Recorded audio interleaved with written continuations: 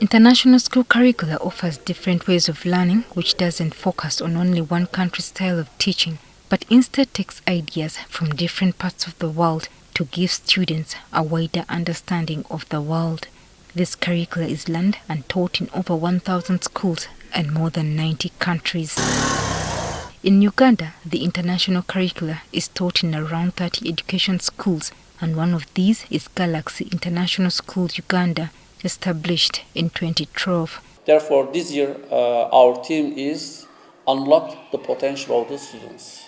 We try to help and we try to train and we try to support our students for real life, not only in school, for real life. It offers learners an elite education program based on the Cambridge International School Education curriculum across several levels of learning.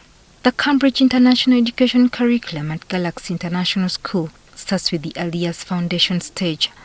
It's a very important aspect of learning when you are laying this foundation, because now if we are equipping the children with literacy skills, then that means that we are going to have children at a later stage who will be able to speak and express themselves clearly. This part of the curriculum focuses on 2.5-year-old learners who are given 7 areas of learning. Personal, social, emotional development of learning.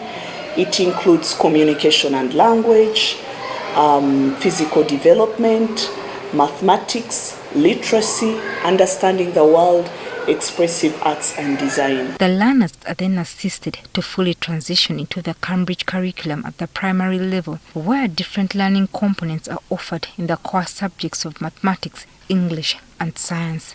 And then we have a specialized global perspectives class also that helps students see different issues from around the world, and it really helps them to develop a sense of understanding of where other students are coming from. As such, the curriculum promotes literacy through encouraging students to read deeply and to think about what they are reading, which in turn helps them to develop their critical thinking skills.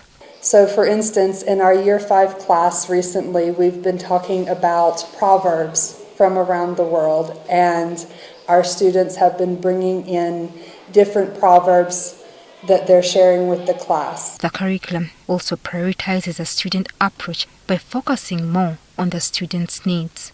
The attention you give to one child is not the same attention you give to the other child.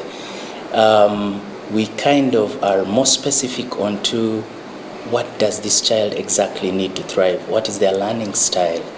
How do they best benefit from this curriculum? That this curriculum not only arms the learners with knowledge, but it also places the participation of the parents at the core of the learning process. Parents' expectations should be more than our work in our school. If they are happy, we are happy. If they are happy, our children will be happy. The National Curriculum Development Center acknowledges that there has been a vast improvement in the country's literacy rates in the past years.